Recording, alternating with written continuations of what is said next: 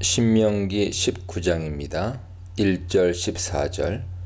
신명기는 민수기에서 종료된 상세한 땅 분배 규칙과 방법, 그와 관련된 제반 문제는 더 이상 거론하지 않습니다.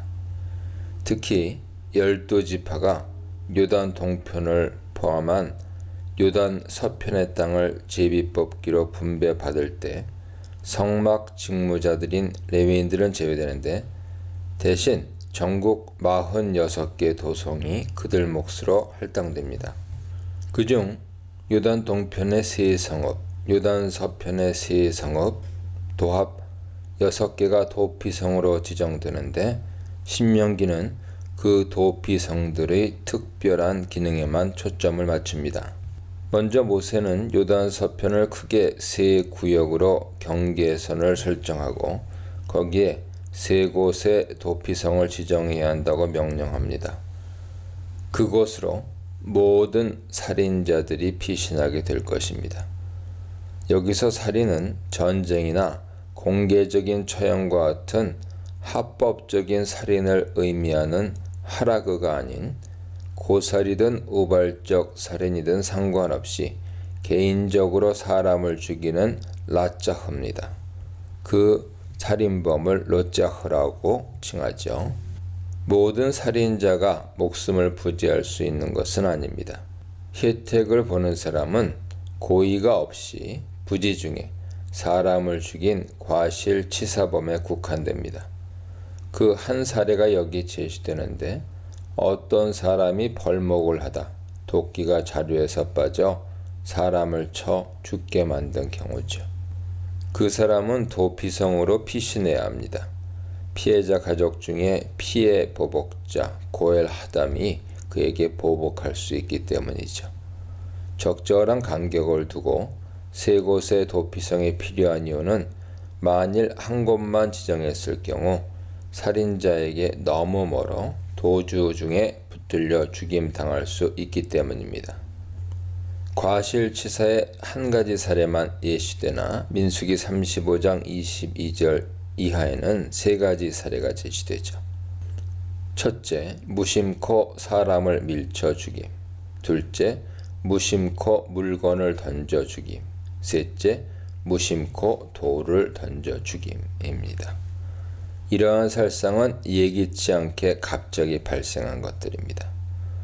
요단 동편에 마찬가지로 도피성 세 곳이 지정됩니다. 이 도피성 제도가 왜 필요한지 10절에서 설명하죠. 과실치사라 하더라도 가족 중의 피해 보복자에 의한 복수는 정당하게 간주되었던 것 같습니다. 민수기 도피성법에 따르면 일단 도피성 안에 살면서 보호를 받던 그 살인자가 만약 도피성에서 외출했다가 보복자에게 발각되어 죽으면 오로지 그의 책임일 뿐 보복자는 아무런 문책을 당하지 않기 때문입니다. 하지만 공동체 안에서 이런 일이 발생하면 새로이 억울한 피를 흘리게 되는 셈이므로 공동체가 나서서 미연에 방지해야 했습니다. 그 목적으로 만들어진 제도가 도피성이죠. 과실치사의 경우 실수로 살인을 저지른 사람이 보복을 당한다면 그것은 무척 억울한 처사입니다. 따라서 하나님께서는 대책을 마련하여 법제화하십니다. 이 법의 취지는 결코 새로운 피해자가 억울하게 생겨선 안 되며 인간의 악한 심성에 의한 보복의 악순환을 차단하는 데 있습니다. 따라서 만일 그것이 과실치사로 드러나면 법정은 그의 생명을 지켜줄 의무가 있습니다. 재판관들은 도피성으로부터 살인자를 불러내어 면밀히 조사한 뒤 무죄가 확실하면 그 피해 보복자로부터 보호하여 도피성으로 돌려보내야 합니다. 그가 도피성에 연금되는 기간은 대제사장이 죽는 날까지죠. 그 연금 중인 살인자는 대제사장이 죽은 후에야 결국 완전히 사면된 뒤 자신의 고향으로 돌아갈 수 있었습니다. 이로써 그가 살인의 책임에서 완전히 자유로워졌는데, 만일 어떤 피해 보복자가 그를 죽인다면 그것은 새 살인사건이 될 것입니다. 하지만 모살자나 고살자는 도피성의 보호를 받을 수 없었습니다. 현재 본문은 단순히 그 범인을 확정범으로 단정하고 도피성으로 피신한 그를 그가 살던 성읍의 장로들이 사람을 보내 끌어낸 뒤 보복자의 손에 넘겨 처벌하는 절차만을 이야기합니다. 그러나 민수기 31장 30절 이하는 이 절차가 증인 2-3명의 증거를 요구하는 매우 신중한 재판을 거친다는 것을 확인해 줍니다. 아마 현재 신명기 본문은 도피성 규례 직후에 등장하는 재판 규례에서 이 사법 절차를 별도로 다루고 있는 것으로 보입니다. 재판 결과 고의로 살인한 자가 드러나 유죄로 확정되면 사형 외에는 면책될 방법이 없습니다. 고대 중동의 다른 국가들과 달리 이스라엘의 율법은 고살범이 생명의 속전을 받아서 목숨을 보존하는 것을 허용치 않습니다. 생명 되신 하나님께서 반포하신 숭고한 하나님의 율법은 인간의 생명살상이 돈으로 해결되는 것을 원천 봉쇄하고 있는 것이죠. 인간은 하나님의 형상으로 지음받았기 때문에 사람을 죽이는 것은 그분의 형상을 파괴하는 무엄한 일입니다. 하나님께서 친히 호흡으로 불어넣어 주신 생명을 누군가 찬탈하는 것은 생명의 주인이신 하나님의 주권을 침해하는 행위입니다. 인명살상은 그 어떤 것으로도 배상이 안 되며 그 범죄자의 생명만이 속전으로 지불될 수 있습니다. 모살범이나 고살범은 반드시 사형되어야 합니다. 또한 이 원칙은 과실치사로 도피성에 연금되어 있는 살인자에게도 적용됩니다. 그는 비고의적 살인을 범했기에 사형은 면했지만 생명을 해한 책임에서 자유로울 수 없습니다. 따라서 그가 도피성에 갇혀 사는 동안 생명의 속전을 내고 미리 죄사함을 받을 수는 없습니다. 그는 대제사장이 죽을 때까지는 죄가 유효합니다. 14절에 경계표를 옮기지 말라는 명령은 느닷없어 보입니다. 이것은 현재 문맥에 이질적인 내용이 끼어든 것처럼 보이지만 사실은 도피성 규례를 매우 적절하게 마무리하는 진술입니다. 이것은 2절에 너의 땅의 경계선과 연결되죠. 2절에서 가나안 땅 점유 후 지파별로 땅이 분배되고 이어서 지파 내 가문별로 땅의 할당이 마무리된 것이 암시되어 있습니다. 이렇게 정해진 가문별 토지구역은 매매나 탈취 등을 통해 그 경계선이 변경될 수 없습니다. 토지 소유권이 하나님께 있다는 선언과 토지 매매 금지는 레위기 25장에서도 설명되는 이스라엘 토지법의 핵심이죠.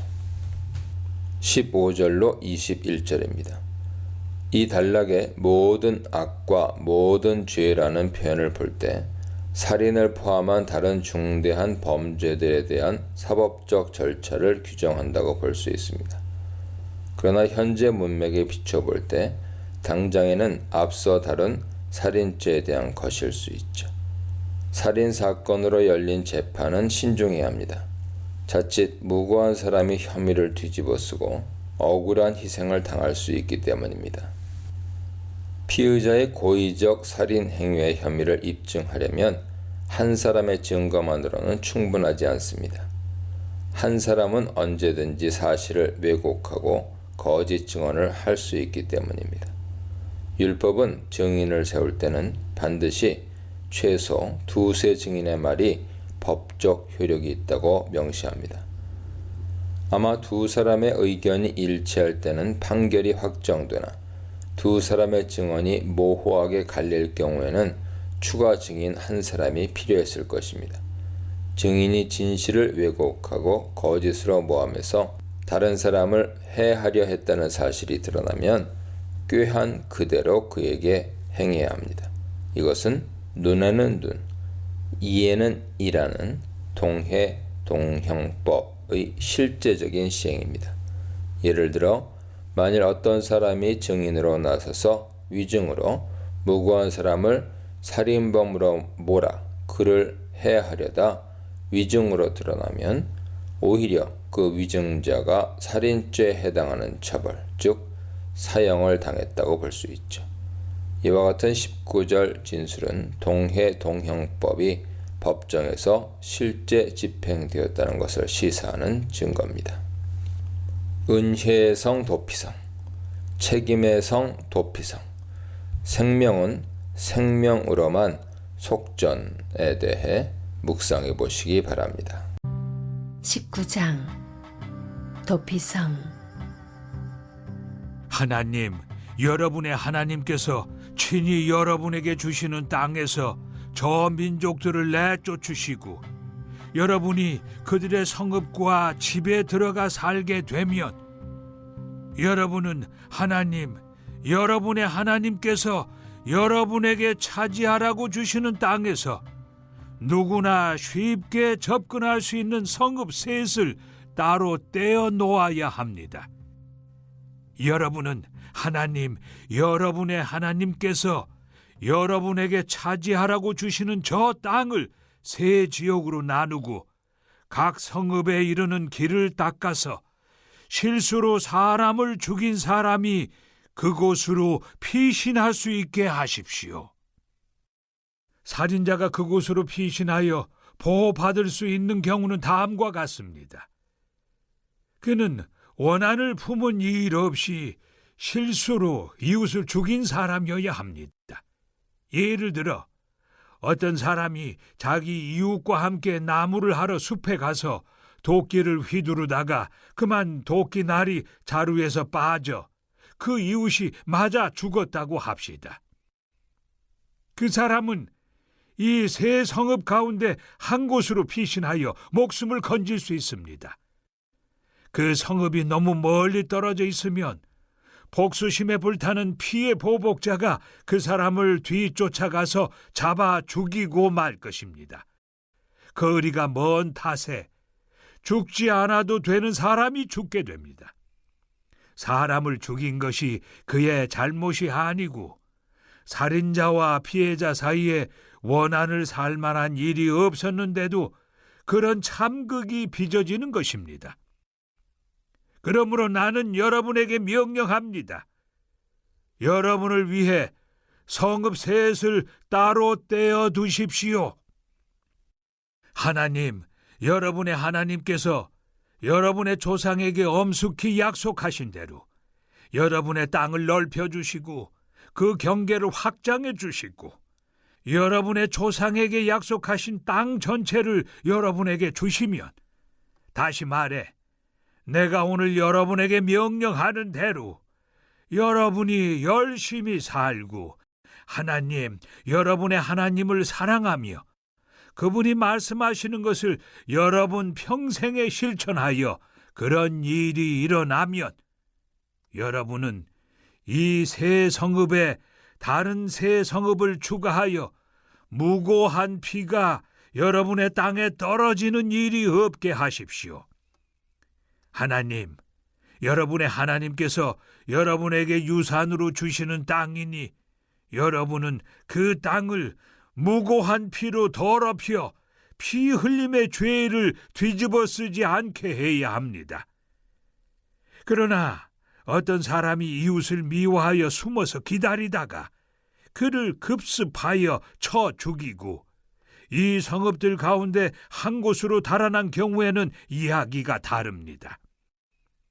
그가 살던 성읍의 장로들은 사람을 보내어 그를 붙잡아 돌아오게 해야 합니다. 그런 다음 그를 피해 보복자에게 넘겨주어 죽게 해야 합니다. 그를 불쌍히 여기지 마십시오. 이스라엘에서 사악한 살인을 말끔히 씻어버리십시오. 그래야 여러분이 깨끗한 공기를 마시며 잘 살게 될 것입니다. 여러분은 그 땅에 첫 발을 들여놓은 여러분의 조상이 오래전에 자기 소유지 경계로 세워놓은 경계표를 옮기지 마십시오.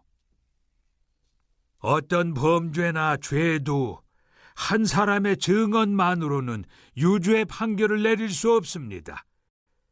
증인이 두세 사람은 있어야 그 일을 판결할 수 있습니다. 악의를 가진 증인이 나타나서 어떤 사람에게 죄가 있다고 말하면 다툼에 연루된 두 당사자는 하나님 앞에 그 당시 직무를 맡은 제사장과 재판관들 앞에 서야 합니다. 재판관들은 철저하게 신문하여 그 증인이 거짓 증인이고 자기 동족 이스라엘 자손에 대해 거짓 증언을 한 것이 드러나면 그가 상대에게 주려고 했던 것과 똑같은 벌을 그에게 주어야 합니다. 여러분의 공동체에서 더러운 악을 말끔히 쓸어버리십시오. 그러면 백성이 여러분이 한 일을 듣고 마음에 깊이 새겨 여러분 가운데서 그와 같은 악을 다시는 행하지 않을 것입니다. 그를 불쌍히 여기지 마십시오. 목숨에는 목숨으로, 눈에는 눈으로, 이에는 이로, 손에는 손으로, 발에는 발로 갚으십시오.